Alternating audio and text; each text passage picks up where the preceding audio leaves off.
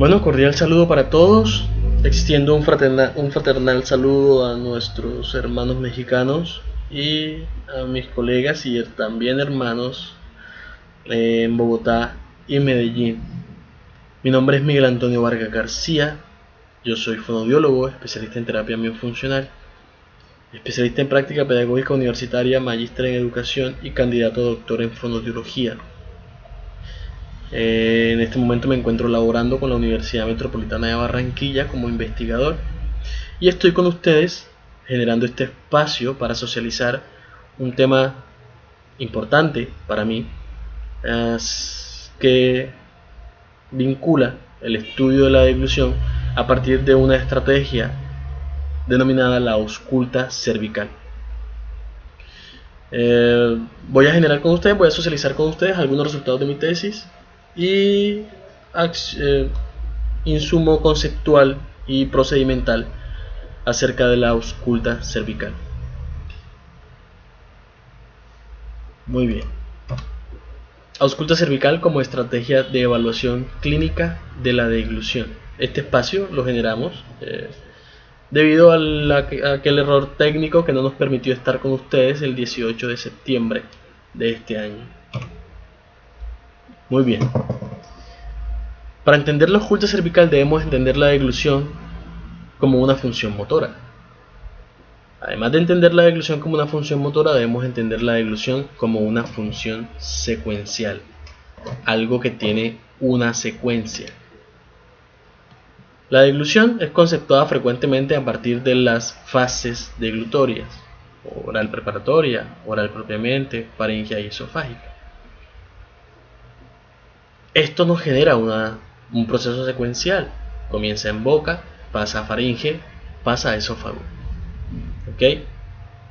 Sin embargo, yo sugiero que para una mejor comprensión, un mejor análisis de la ausculta cervical, podamos entender la deglución a partir de la teoría valvular, una teoría que nos dice que la deglución se genera a partir de una consecución motora de una válvula de la deglución, de unas estructuras anatómicas funcionales que abren y cierran. Allí tendremos que la primera válvula es la válvula labial, abre y cierra, que la segunda válvula es una válvula dinámica que me permite movilizar el alimento y finalmente eyectarlo o proyectarlo hacia atrás, que es base de lengua y paladar duro. Una tercera válvula, base de lengua y paladar duro, en este momento se van a activar para eyectar, antes se habían activado para movilizar el bolo de lado a lado. Esfínter velofaringeo, válvula número 3. Aquí voy a explicar la válvula número 2. Van eyectando, hay un movimiento ondulatorio de la lengua que empieza a dosarse a paladar, que le permite a la lengua dosarse a paladar y eyectar el bolo del alimento hacia faringe. La válvula número 3 tiene dos funciones o tiene dos momentos. Válvula número velo de paladar abajo para proteger la predeglución o eliminar la predeglución, no permitir la predeglución, y velo de paladar arriba para proteger cavidad nasal. Luego de esto hay una activación de la válvula número 4, que es laringe, la protección de la vía aérea. Y luego de esto, ahí está laringe, empieza a protegerse, empieza a cerrarse. Y luego de laringe, viene la activación de la válvula número 5, que es el anillo de Pasavant, la unión de tres estructuras musculares: base de lengua, paladar blando y pared posterior de la faringe. Tres estructuras musculares que me hacen un anillo, una contracción muscular ahí, un punto de contracción que da inicio a lo que se conoce como la peristalsis faríngea. Por último, tenemos la apertura del esfínter esofágico superior y el paso completo del alimento. Bien, este es el esquema de válvulas. Estas 6 válvulas me generan, o al entender estas 6 válvulas, entendemos la deglución como un proceso secuencial y sistémico. ¿Ok? Aunque cada uno de nosotros tengamos hábitos deglutorios diferentes, la deglución, la dinámica motora de la deglución en cada uno de nosotros siempre será la misma, y será la misma en función a la activación de las 6 estructuras valvulares. Según la Real Academia de la Lengua, la disfagia es la imposibilidad o dificultad para pasar el alimento de la boca al estómago. Nosotros podríamos conceptuar, o dentro del análisis y la dinámica de acción de la occulta cervical, debemos definir la disfagia, o debemos definir esa dificultad o esa imposibilidad para pasar el alimento en función a las válvulas de la deglución. Dentro de los procesos de evaluación de la deglución tenemos algunas estrategias. ¿Okay? Dentro de los procesos instrumentales o las estrategias de evaluación instrumental tenemos la videofluoroscopia o la fibronasolaringoscopia o la evaluación fibroendoscópica de la deglución, que se denominan como las más objetivas o las objetivas. ¿Okay? Quizá un poco la que más nos hacen ver lo que realmente sucede en la deglución. Sin embargo, dentro de los aspectos o la proposición de la occulta cervical como estrategia fehaciente en la evaluación de la deglución, la evaluación clínica de la deglución, nosotros proponemos, o la occulta cervical se define, se fundamenta a partir de un contexto de difícil acceso a los exámenes instrumentales. En Colombia, por ejemplo, las ciudades pequeñas no tienen acceso directo a la videofluoroscopia, su acceso es muy restringido. En Cúcuta, por ejemplo, personas que quieran acceder a una videofluoroscopia hace 2 años tenían que salir de la ciudad. En este momento lo desconozco porque ya no estoy allá, pero en algunas ciudades de Colombia el acceso a la videofluoroscopia no es fácil. Exámenes instrumentales no son muy derivados dentro del sistema de salud, también son de difícil acceso, teniendo presente las condiciones del sistema de salud colombiano. La evaluación clínica, por su parte, tiene algunas estrategias. Bien, utilizamos, por ejemplo, en la clínica, dentro de la Universidad Metropolitana de Barranquilla, lo que es el PART, el Protocolo de Evaluación de Riesgo para la Disfagia, que nos propone Brasil. También utilizamos la FOI, la escala funcional de ingesta por vía oral, como un lineamiento clínico. ¿Okay? Y bueno, la evaluación clínica de la deglución, dentro de lo cual tenemos el test clínico de volumen viscosidad de Clavé, por ejemplo. Todo esto fundamentado en una evaluación funcional, ¿okay? Que se limita un poco a aspectos observacionales. Nosotros generamos una evaluación con el paciente y observamos o escuchamos la tos o evidenciamos algún signo sugestivo de aspiración, pero todo nos limita a aspectos observacionales. La evaluación clínica podríamos concluirla como una evaluación observacional.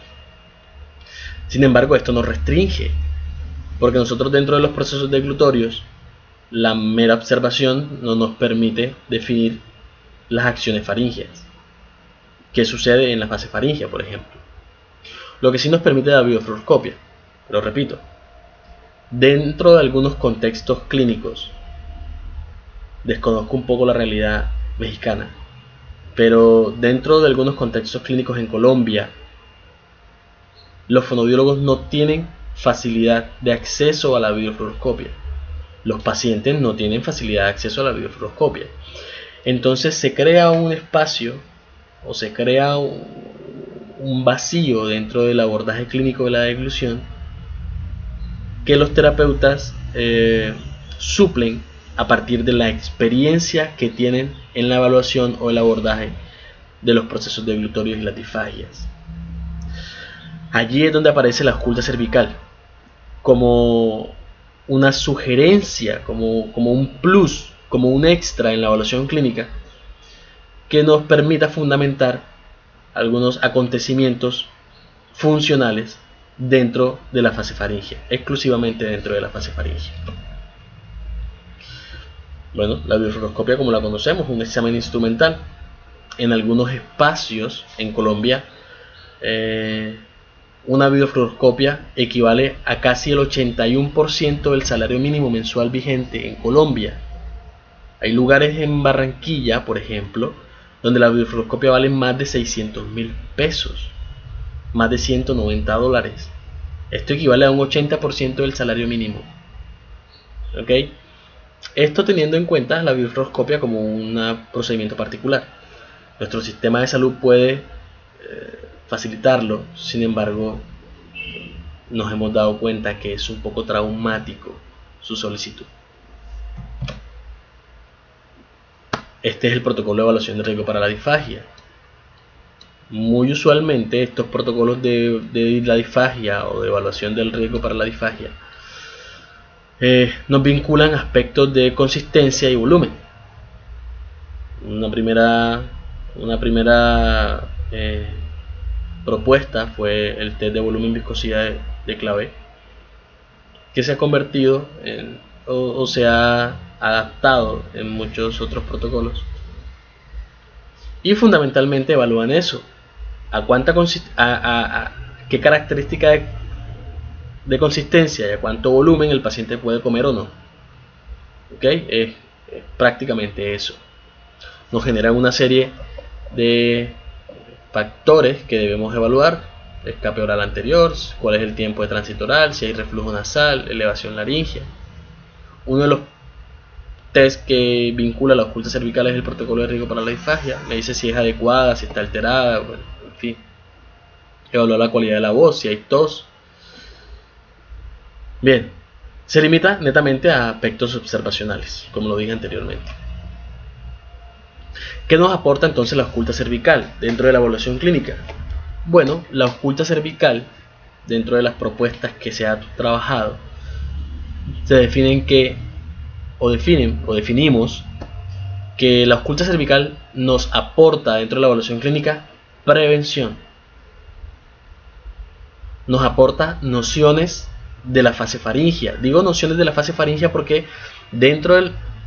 si bien es cierto, la ausculta cervical nos da un plus en la evaluación clínica, está incluida en la evaluación clínica, por lo tanto hace parte de un procedimiento subjetivo. ¿Okay? Entonces nos da nociones de la fase faríngea, nociones de lo que sucede o lo que acontece en la fase faríngea. Otro factor que nos aporta es acceso.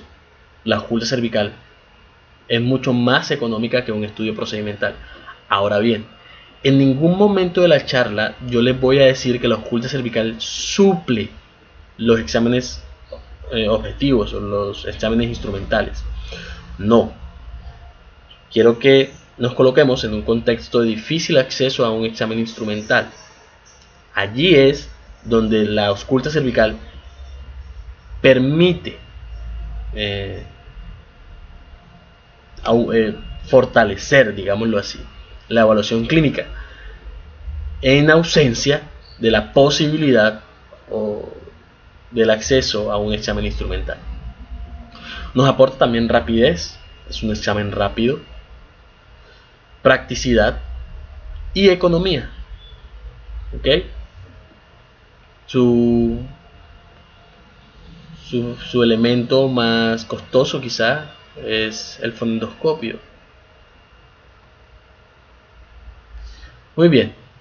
Ahora, ¿qué no nos aporta la ausculta cervical? Porque si bien es cierto, la ausculta cervical la estamos sugiriendo como un aspecto de la evaluación clínica, hace parte de la evaluación subjetiva. Por lo tanto, no nos aporta objetividad. ¿Okay? Está anclada o está definida a partir de lo que el terapeuta conciba. Su precisión está definida o está conceptuada según Ana María Fruquín como un 75% de precisión, cosa que nos da un margen de 25% de error. Y otra de los factores negativos de la oculta cervical es que no es fácil de aplicar. Para aplicar la oculta cervical no puedo hacerla y ya. Tengo que estudiarla, entenderla y entrenar el oído en caso de la oculta cervical directa para poder comprender lo que está sucediendo en la deglución. Yo los invito a todos quienes me están escuchando en este momento a que fortalezcamos la oculta cervical. Si bien es cierto, es un procedimiento que ha sido debatido, también es cierto que últimamente se ha trabajado mucho desde los procesos investigativos, se ha fortalecido y bueno, es una estrategia que podemos seguir acrecentando. La forma en que debemos hacerlo, la forma en que podemos investigarla, la forma en que podemos fortalecerla es investigándola. Tenemos como opción hacer una oculta cervical directa. La oculta cervical directa se entiende como la auscultación del sonido de la deglución de forma directa. El fonendoscopio en el oído y la cápsula del fonendoscopio en el cuello del paciente. Eso es una oculta, o eso lo entendemos como una oculta cervical directa. Sin embargo, dentro de los procesos investigativos, la oculta cervical se ha potencializado, se ha mejorado, ha evolucionado y se ha convertido ya no en una oculta cervical directa, sino en una oculta cervical digital, lo que nos permite digitalizar la información, llevarla a un ordenador, procesarla, reproducirla y estudiarla. Estudiarla ya no solamente desde un factor acústico, ya no solamente escuchándola, sino que además nos permite estudiarla viéndola. Ahora tengo entonces un análisis gráfico acústico de la deglución a partir de unos procesos ondulatorios de las ondas del sonido que emite la deglución en fase faríngea.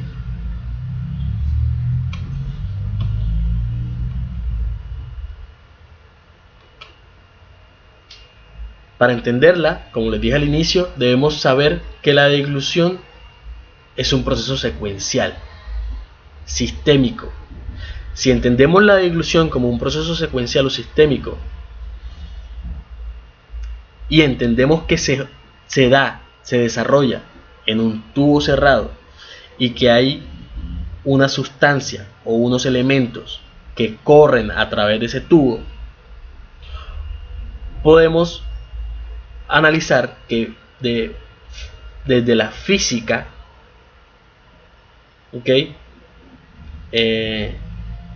la fricción constante del elemento que corre, el alimento, dentro del tubo cerrado, que además tiene movimientos, se genera un sonido.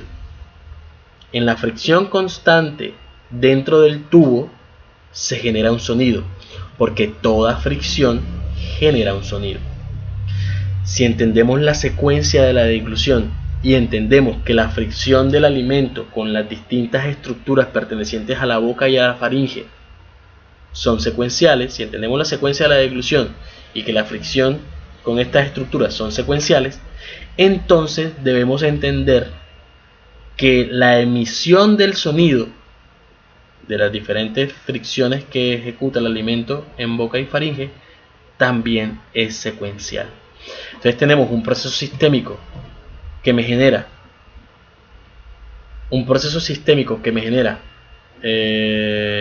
una secuencia y que además me genera un sonido. Entonces debo entender que ese sonido es secuencial, o ese sonido me genera una secuencia. Muy bien. ¿Cuál es el procedimiento? Takahashi, en el 94, define 24 puntos distintos de 24 puntos de posicionamiento en el cuello para hacer la ausculta cervical. Les dejo ahí la bibliografía en donde pueden encontrarla si lo quieren estudiar.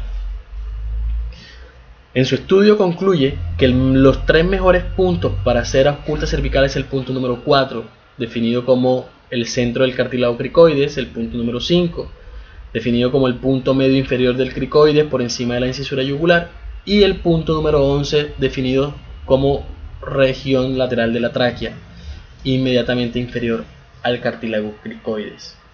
Este es el punto que yo uso frecuentemente, el punto número 11. Dado que mi cápsula, la cápsula del fonendoscopio que utilizo es un poco grande, y este es el punto que mejor me permite el mejor adosamiento. ¿Con qué utilizo o con qué realizo la ausculta cervical? La puedo utilizar con un fonendoscopio directo, con un fonendoscopio convencional.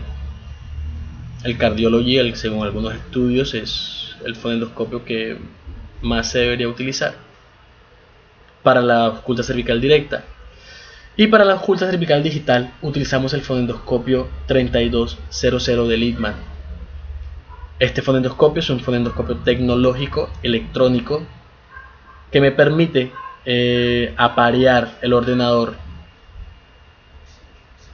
con el fonendoscopio, y su tecnología me permite, a partir del Bluetooth, llevar el sonido al computador y eso generarlo o reproducirlo en un analizador acústico. Ahí haré entonces el análisis gráfico y acústico de los sonidos de la deglución. Nosotros podemos adaptar, o bueno, en sus inicios, hace unos 8 años quizá, para hacer ausculta cervical adapté un micrófono convencional, un micrófono, a la cápsula de un fonendoscopio, y eso lo llevábamos al software Speech Analyzer para hacer el estudio de los sonidos. Con el fonendoscopio electrónico, el estetoscopio electrónico 3200 de Littmann, él ya trae un software particular con el cual trabaja, Littmann State Assist, que permite la digitalización del sonido. El Littmann State Assist es un software que me permite en tiempo real evaluar la dinámica de los sonidos. Voy a permitirme colocar un video en donde van a poder ver su funcionamiento.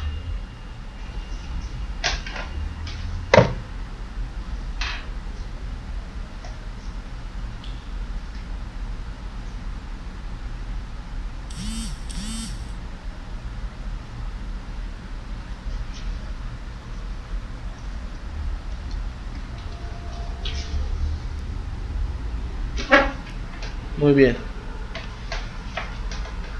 Esto que ven aquí es el fonendo. Está en este momento apareándose con el computador a través del Bluetooth.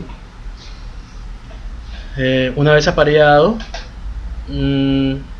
nos permite ingresar. Si no hay apareamiento entre el software y un fonendoscopio, el software pues realmente queda completamente inhabilitado.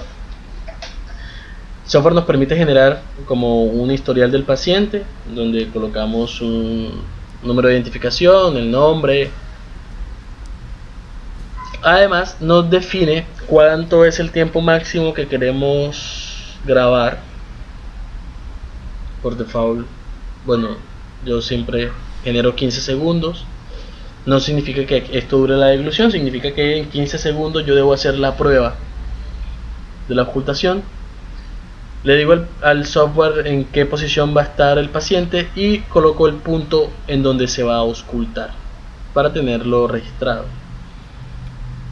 El software me da una indicación que debo hacer directamente en la cápsula del fonendoscopio, e inicio el proceso de grabación.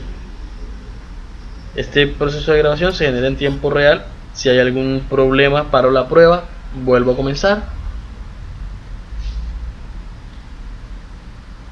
La cápsula del fonendoscopio tiene algunos botones con los que puedo maniobrar o los que puedo definir si la prueba se para, si se corta, si la reinicio, si no. Hago la prueba, le digo al paciente que degluta en el momento en que lo señale y me genera la gráfica de la deglución finalmente, para luego poder hacer el análisis tanto acústico como gráfico. Muy bien, lo que ustedes vieron ahorita se puede traducir aquí en el espectrograma y puedo ver entonces en qué posición exactamente están los sonidos. Lo que ven aquí con mayor intensidad son dos degluciones, una deglución del alimento que se llevó a la boca y esto es una segunda deglución del receso o lo que quedó de esta porción que el sujeto se llevó. Esto era agua y es el sujeto 123. Muy bien, entonces este es el resultado final que tenemos. De forma gráfica lo podemos ver aquí. Y bueno, el software me permite reproducirlo para tener la opción de escucharlo. Análisis gráfico de la ausculta cervical. Para analizar la ausculta cervical de forma gráfica debemos tener presente unos momentos. Voy a regresarme, ustedes lo van a ver aquí. Este es un gráfico común de la deglución. De hecho yo propongo en mi tesis que sea analizado a partir de este gráfico. Hay un primer sonido al cual denominamos explosión. Hay un último sonido al cual también denominamos explosión. Y hay sonidos medios al cual denominamos estertores. Cada uno de ellos representa dentro de la fase faríngea una conducta motora. Cada uno de ellos representa dentro de la fase faríngea una fricción, un movimiento. ¿Ok? Y particularmente, por eso al inicio les sugería un análisis funcional de la deglución a partir de válvulas. Cada uno de ellos significa una acción valvular. ¿Ok? Entonces, un primer sonido, un sonido medio, que hay muchos realmente ahí, y un sonido final. ¿Ok? Lo que encontré dentro y uno de los aportes que hace mi tesis es que dentro de la ausculta cervical, dentro del proceso de deglución, no importa el hábito deglutorio que usted tenga, después del primer sonido siempre habrá un espacio. Antes del último sonido siempre habrá un espacio. Este espacio lo hablo en referencia a los estertores. La explosión, un espacio; el estertor, un espacio; y la explosión. ¿Ok? Dentro de la dinámica de la deglución, estos espacios hacen referencia a un sistema de protección. Vamos a entenderlo aquí. La línea horizontal es una línea de tiempo.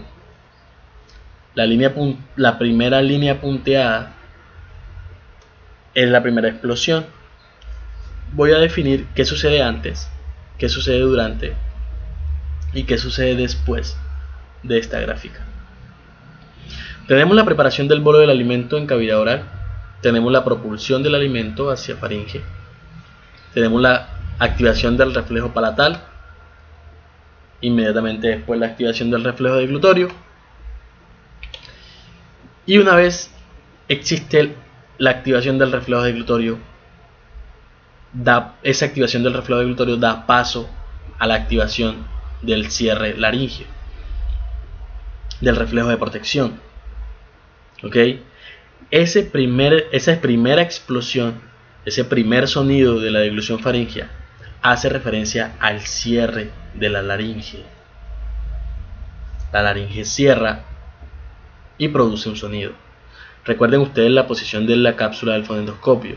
Está en tráquea, debajo, inmediatamente inferior a cricoides. Bueno, ese es el punto número 11. Recuerden que es el que siempre uso. Ese cierre laringio se escucha muy bien allí abajo, ya que la laringe hace un papel resonancial para ese sonido. El primer sonido es el cierre laringio. Después del cierre laringio ese primer espacio que se genera dentro de un sistema de protección, en ese primer espacio ocurre el ascenso y la anteriorización. El descenso de la epiglotis, recuerden ustedes que la protección laríngea inicia de abajo hacia arriba, por lo tanto primero cierra pliegues vocales, luego cierra bandas ventriculares y por último cierra la epiglotis. Y como un tercer punto, dentro de ese primer espacio de protección está el inicio de la peristalsis.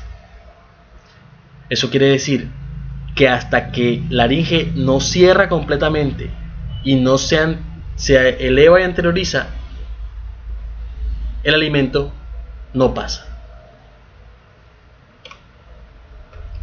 Comienza los estertores o el tiempo de estertor. Ese tiempo de estertor inicia con la apertura del esfínter esofágico superior. La apertura del esfínter me genera otro sonido. Y ese sonido grueso que ustedes vieron en la gráfica anterior me lo da la fricción continua del alimento en fase faríngea. Paso del alimento por fase faríngea, contracción ondulatoria de la musculatura y por último el cierre del esfínter, donde cesan los estertores. Una vez cesan los estertores, hay un tiempo, hay un espacio sin sonido. Ese espacio sin sonido hace referencia a la relajación de la musculatura faríngea. Ahí va descenso de la epiglotis. Ascenso de la epiglotis, descenso de la laringe, está bien. Y después de ese espacio o de esas acciones motoras que propenden por la eficacia de la deglución, dado que son espacios de prevención de la penetración o momentos de protección, después de eso viene la apertura laringea para por último presentar la respiración nuevamente. Antes del cierre laringio, antes de la primera explosión y después de la apertura laringea está la respiración. Esto nos dice que entre el cierre laringio, la primera explosión, y la apertura laringea, la última explosión, tenemos una apnea deglutoria y la conceptualizamos o la definimos a partir de esta sigla, DA, apnea deglutoria. Se define entonces como el cese de la respiración durante el proceso de la deglución. Tenemos un segundo, lo vamos a definir como un primer tiempo, la apnea deglutoria, el tiempo mayor, tiempo global, el tiempo total de la deglución. Tenemos un tiempo central que es el tiempo de tránsito faríngeo, lo vamos a definir a partir de la letra T, que está entre la apertura del esfínter y el cierre del esfínter esofágico superior.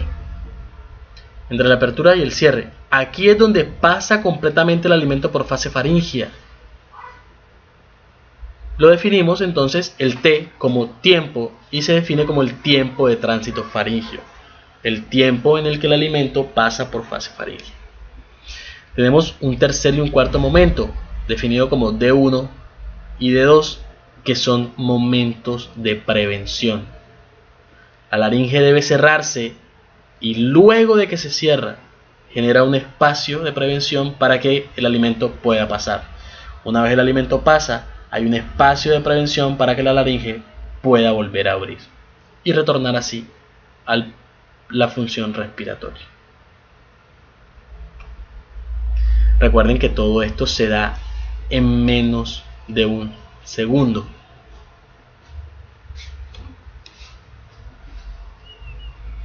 Muy bien. Aquí están algunos de los resultados de mi tesis. Algunas de las preguntas que se suscitan cuando hablamos de ausculto cervical y los tiempos es si estos tiempos cambian en función a las consistencias, a las distintas consistencias. El trabajo define la evaluación del tiempo en puré y agua y estos son los distintos tiempos. Para T, tiempo de tránsito faríngeo, en puré 0.4 segundos y en agua 0.3 segundos. La diferencia realmente no es mucha, 0.41 a 0.38. En DA, apnea deglutoria, el tiempo de apnea deglutoria 0.78 y 0.78. D1 0.13 0.13, D2 0.31 y 0.26. Y la relación TDA, que Neil Mackay nos define que la relación TDA debe especificarse dentro de la evaluación, dado que si es mayor a 0.5 hay riesgo de aspiración, si es menor a 0.5 no hay riesgo de aspiración. Sin embargo, esto en algunas evaluaciones o algunos trabajos investigativos no se ha relacionado muy bien. Ok, tienen los tiempos, estos deberían ser, o estos son dentro de la propuesta, dentro de mi propuesta, son definidos como los tiempos para la deglución en un sujeto normotípico para puré y para agua, que realmente no es mucha la diferencia. La gráfica nos dice que tuvimos diferencia solamente en D2, sin embargo, esta diferencia se concluye como una diferencia de hábito.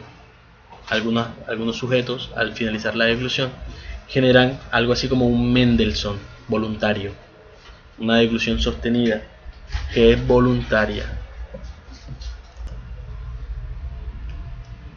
Bien. El análisis es cuestión de tiempo, realmente. El análisis de la ausculta cervical es cuestión de tiempo. Aunque la ausculta cervical, la evaluación de la ausculta cervical, su estudio también se ha sumergido en aspectos de amplitud de onda, intensidad de onda, etc. Sin embargo, su punto más neurálgico está en los tiempos de la deglución, porque en el paciente con disfagia vamos a ver que esos tiempos están completamente diferentes.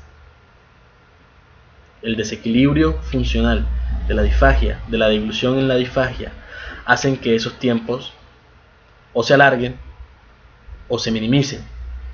Sin embargo, encontramos prácticamente la relación, el análisis real de la deglución por la ausculta cervical se encuentra en si están o no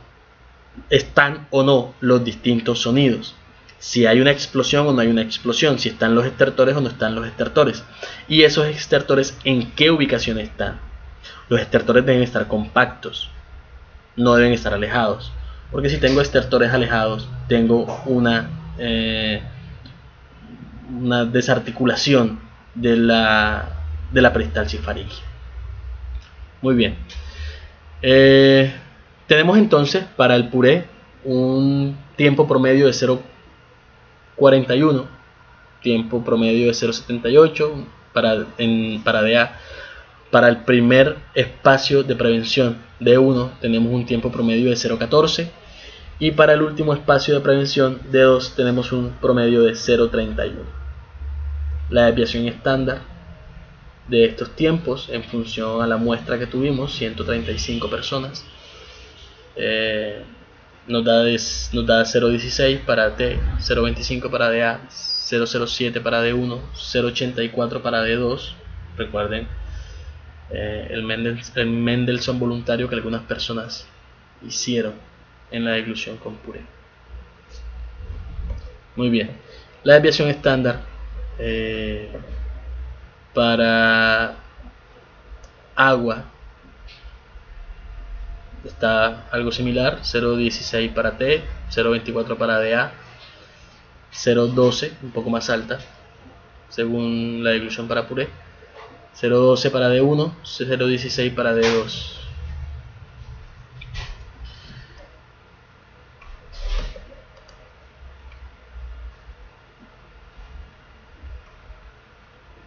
Tenemos entonces que los sonidos están dados por el cierre laringio, apertura del esfínter, cierre del esfínter y apertura laringea.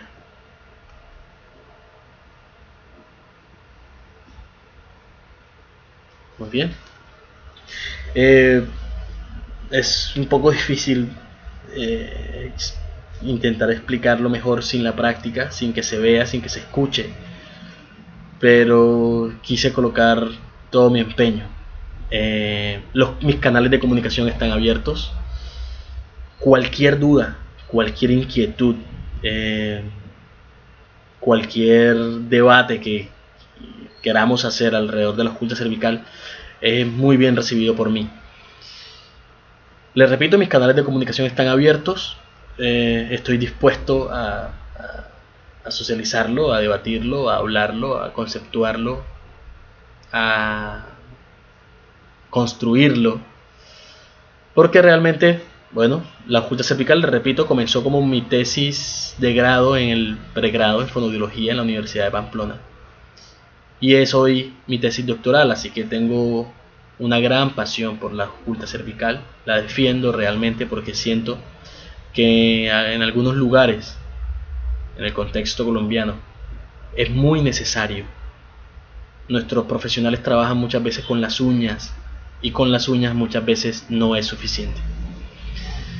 Nos aporta, es un plus, es un más, es una suma al proceso de evaluación clínica. Y bueno, ya por eso, para mí, es válida y suficiente. Aunque le repito, en ningún momento suple la posición de las evaluaciones instrumentales. Aún con la oculta cervical, debemos seguir derivando a una evaluación instrumental, dado que la oculta cervical sigue siendo, aún con sus beneficios, sigue siendo una evaluación subjetiva. Necesitamos de igual forma corroborar sus resultados. Sin embargo, en espacios donde no hay acceso, es una evaluación importante.